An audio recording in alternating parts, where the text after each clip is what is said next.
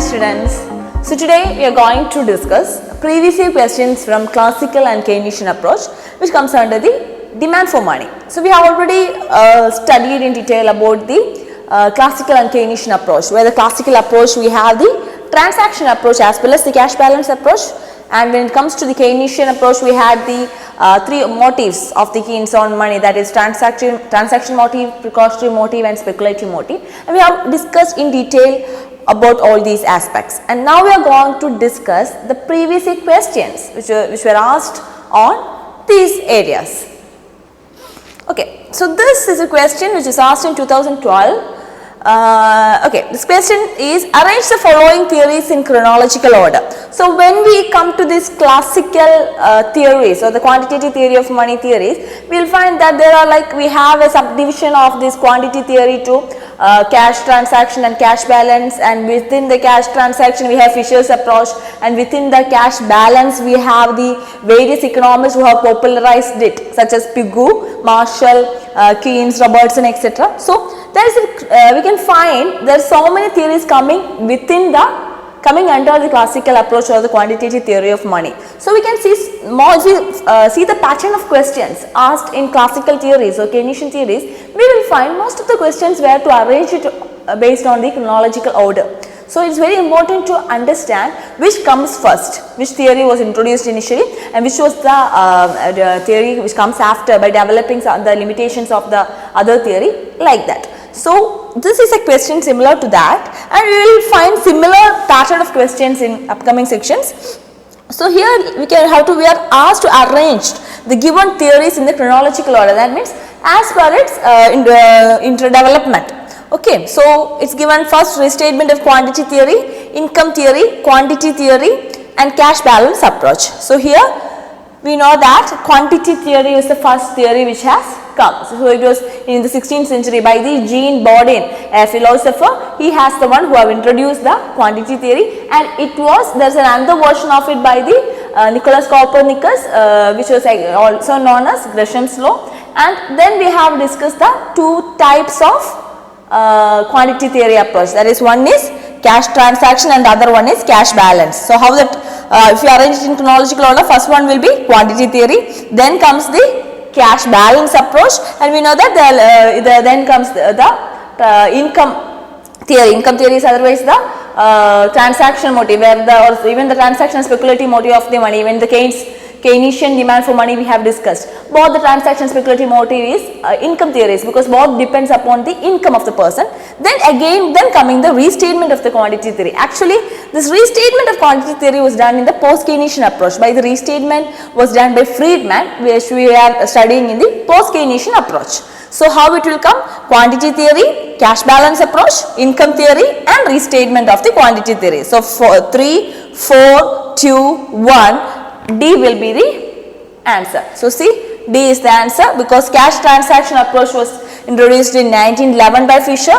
Then comes cash balance approach by the Cambridge economists. Who are the Cambridge economists? Pigou, Marshall, Robertson, Keynes, Hawtrey, Levington, all these people are the Cambridge economists. And within the Cambridge economists we know that other than the cash balance approach, this Keynes was not satisfied with this, and Keynes have introduced another model. I have restated this, including the importance of rate of interest, and there was another restatement for this, that was a restatement of the quantity theory of money, that was done by the Friedman, and that we will discuss or we have discussed in the post-Keynesian approach. Okay, so this is the chronology. Next question, again this is also to arrange in chronological order. So it is given: A, Cambridge version, B, Fisher's version, C, Topping's version and D, Baumol's version. So if you arrange it, if you know that the Fisher's version is the first one, then the Cambridge version. Cambridge version is the cash balance approach, whereas Fisher's version is the cash transaction approach. Then this Baumol and Tobin, both of them are part of the post-Keynesian approaches. Okay, the Baumol's theory as well as the Tobin's theory are part of the post-Keynesian approaches, and therefore it is coming like B, Fisher, A, Cambridge, then D, Baumol and C, Tobin. So it will be B, A, D, C. B will be the answer. Answer is B. As we have already seen it. Cash transaction will come first, then Cambridge approach. These are the Cambridge economists. Then come the Baumol's inventory approach and the Tobin's portfolio approach. So this is how we arrange it. This is a question which is asked in 2017. So match the following question. So we have two lists. In one list we have the economists who are associated with the classical approaches, and the others classical as well as the Keynesian approaches, and the other side we have the formulas associated with their cash balance and cash transaction approach.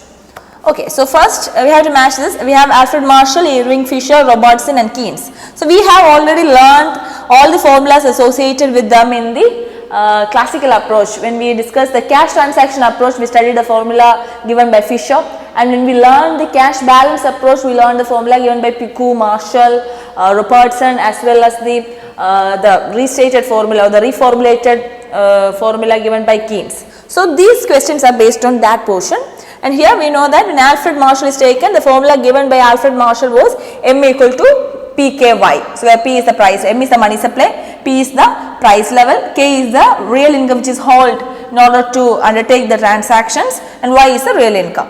And so Alfred Marshall will be matched with 2, A will be matched with 2, M equal to PKY. And when it comes to the Irving Fisher, the formula is MV equal to PT. We know that here M is the money supply, V is the velocity of money, P is the price level, and T is the transaction. Undertaken transaction in the form of physical goods. So he know that we have learned that M is a exogenous factor, V and T are constant, and P is a passive factor. So here the formula given by Irving Fisher will be MV equal to PT. Moving to Robertson, the formula is money supply is equal to PKT, where P is the price level, K is K is basically the real income which has been held for undertaking the transaction, and T is the transaction of goods and service using the amount of K. Okay, so that M equal to PKT is the formula given by Robertson. And Keynes, when considered, he is a Cambridge economist, but he was not satisfied with the formulations given by Pigou, Marshall and Robertson. So he reformulated the quantity theory of money, and he reformulated it into N equal to PK. So here according to him, N is the level of money supply, and P is price level, and K is the income which is being held in order to undertake the transactions. And as per Keynes, he has explained the cash balance approach based on the rate of interest. He has noted the importance of rate of interest in the cash balance approach. So answer will be A will be matched with 2, B will be matched with 4, C will be matched with 1, and D will be matched with 3. So answer will be 2. Okay, so that is it. So Marshall PKY, for Fisher MB, for Marshall M equal to PKY, for Fisher MB equal to PT, Robertson M equal to PKT, and Keynes N equal to PK. Next question. This is an assertion reason question. According to Keynes, individual hold either cash or all bonds, and the reason, because according to him the speculative demand for money is associated with uncertainty. So this question is based on Keynesian demand for money, and we know that Keynes is not really believing he is not against the medium of exchange function like the neoclassical, but he is also in favor of the medium of exchange, as well as he says that there are other functions for the money other than the medium of exchange. There are other functions of the money, and he believed in the transaction motive, precautionary motive and speculative motive, where the transaction motive and the precautionary motive are based on the medium of exchange function itself, whereas speculative motive is based on the store of value function of the money. And here he says that according to Keynes, individual hold either cash or all bonds. That is correct. So this is how the Keynes believe that, and the classical approach we were explaining the quantity theory of money by stating that the money is held only, the wealth is held in the form of cash, or the quantity of money is in terms of the cash. But when it comes to the Keynes, he believed that wealth can be held in the form of cash as well as bonds. So either in the cash or in the bonds. So one among them will be chosen by the individuals to hold the wealth. And the reason for that is given as, according to him, the speculative demand for money is associated with uncertainty. No. So according to Keynes, the speculative demand for money is associated with the rate of interest. Okay, so when the rate of interest increases, the speculative demand for money falls. When the rate of interest falls, the speculative demand for money increases, because the Keynes is stating the inverse relationship between the interest rate and the price of bonds. So when the rate of interest is falling, price of bonds will be increasing. Okay, so when the rate of interest fall, price of bonds will be increasing, so the demand for money will be increasing. Okay, so the reason given is not correct, because speculative demand for money is associated with the rate of interest. So which demand for money is associated with uncertainty? It is precautionary demand for money. So if the statement was precautionary demand for money, it would have been correct. So here the assertion given is perfectly right, but the reason given is the statement itself is wrong. So therefore assertion is true and reasoning is false. So A is correct and R is incorrect will be the answer. C, option C will be the answer. Next question. In the famous equation M equal to PKY, K stands for. So M equal to PKY is a formula given by the Marshall. So Marshall's a formulation on the cash balance. Marshall is a Cambridge economist and he has formulated the formulated the money supply as M equal to PKY. So as per him, the demand for money cash balance approach, the M is equal to PKY, and there we know that M is the money supply, P is the price level, K is the amount of money which is kept idle for the transactions, and Y is the real income. So in the given option we will see, well, K stands for fraction of real output held for transaction, no. Fraction of money supply held by a person, no. Fraction of money value of output held by the public, and option 4 none of the above. So here the answer will be C, because K is the amount of money which is kept for the further transactions or for the transactions in order to make the transactions by the public. So K is the fraction of money value of output for held by the public in order to undertake the transaction. So answer will be 3.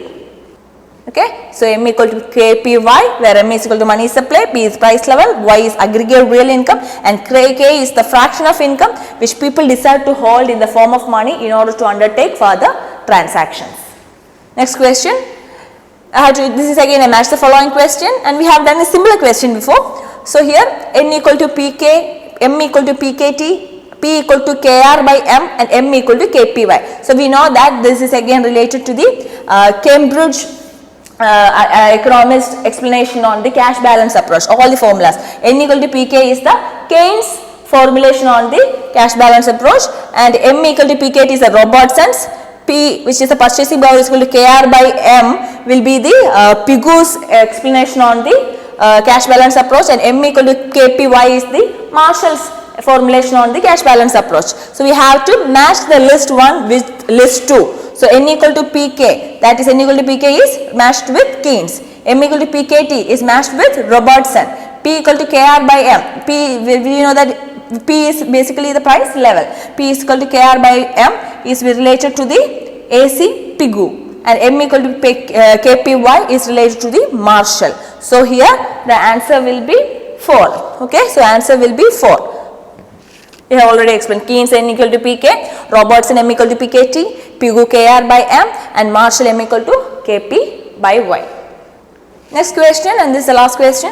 According to the cash balance approach, elasticity of demand for money is, that is option 1 is equal to 1, option 2 less than 1, option C fluctuates with changes in the phases of inflation, and option 4 more than 1. So here answer is 1, which is equal to 1, because we know that elasticity of demand for money is assumed to be unity, because when there is increase in the demand for money, that leads to proportionate increase in the price level. So when there is 1% increase in the demand for money, there will be proportionate 1% increase in the price level also. So because of the same proportionate change in the price level due to the change in the demand for money, that means the elasticity of the demand for money is unity. Okay, so here the answer will be is equal to 1. So when the cash balance approach is considered, the elasticity of demand for money is equal to 1, and we know that when there is a cash balance, that is not leading to expansion of the output, rather it leads to increase in the price level. So according to this the classical approach, the change in the money supply leads to the change in the nominal variables such as price level, but will not lead to the change in the real variables. And here any proportionate change in the demand for money will lead to same proportionate change in the price level. So elasticity of demand for money is equal to 1. So, the answer is 1, 1.